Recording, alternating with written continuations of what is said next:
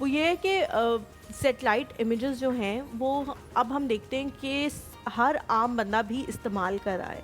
जैसे अभी जो वॉर सिचुएशन भी हो रही है उसमें हर कोई जाके ये गूगल कर रहा है कि जी ईरान कहाँ है, उसकी जो न्यूक्लियर वो चीज़ें हैं वो कहाँ पे हैं, वो फ़लानी चीज़ कहाँ पे है, ईरान के साथ जो सी लग रहा है वो कहाँ पे है, जो ईरान ने कहा है कि जी मैं बंद कर दूंगा ये सारे रिसोर्सेज, तो वो कहाँ पे।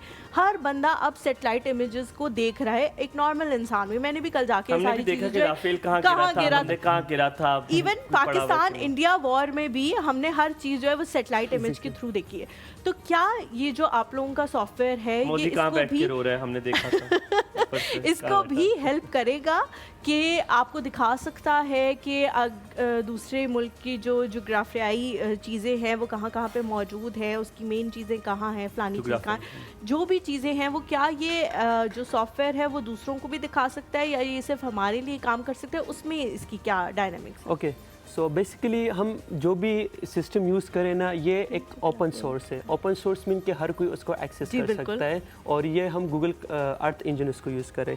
बाकी आपने क्वेश्चन पूछ लिया लाइक सैटेलाइट इमेजरी, और हम सबको पता है कि मिलिट्री ऑपरेशंस के अंदर सैटेलाइट इमेजरी एक बड़ी इंपॉर्टेंस रखती है। और आपकी वार स्ट्रेटजीज जितनी भी होती है वो एक सैटेलाइट इमेजरी, क्योंकि अगर कोई कंट्री किसी दूसरे कंट्री के अंदर ऑपरेशन कर रहे हैं तो उनको ये आइडिया नहीं है कि यार यहाँ पे क्या है, वो ऊपर से सैटेलाइट इमेज को देखते हैं और वहाँ से एनालाइज करते हैं। लाइक रिसेंटली जो ईरान का और मतलब कॉन्फ्लिक्ट चल रहा है सब कुछ उस पर, तो अगर आप उनसे पूछ ले कि लेट्स से मुझे उस न्यूक्लियर साइट के लेटेस्ट सैटेलाइट इमेज बता दें, तो आपको एक सिंगल प्रॉम्प्ट के थ्रू उस एरिया के जो इमेजेस होते हैं ना वो आपको बता देगा।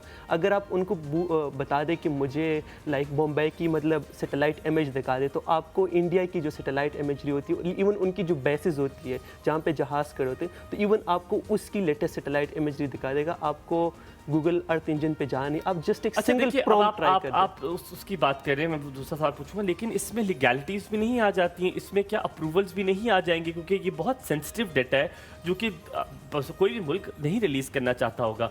तो क्या गूगल अर्थ पे तो हम इस तरह की चीज़ें इतनी डिटेल्ड में नहीं देख सकते हैं, because there are some regulations on that too. आप मुझे बताएं, क्या इसके लिए कोई अप्रूवल ज़रूरत नहीं है? Again it's an open source, और अगेन इस पर कोई ऐसी रिस्ट्रिक्शंस वगैरह नहीं है।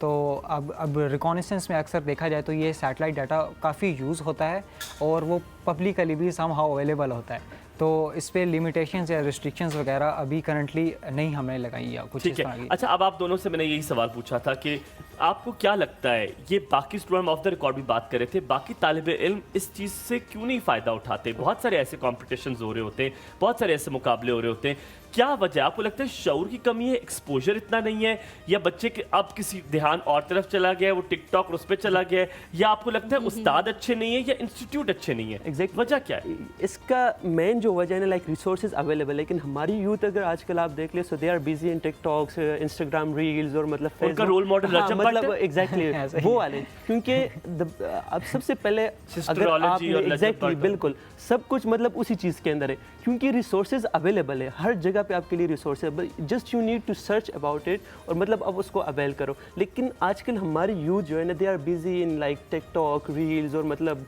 डिफरेंट ट्रेंड्स के पीछे जा रही है कि यहाँ पे ये क्या हो रहा है, यहाँ पे ये हो रहा है। तो ये सबसे बड़ा फैक्टर है हमारी यूथ की मतलब अनसक्सेसफुलनेस की।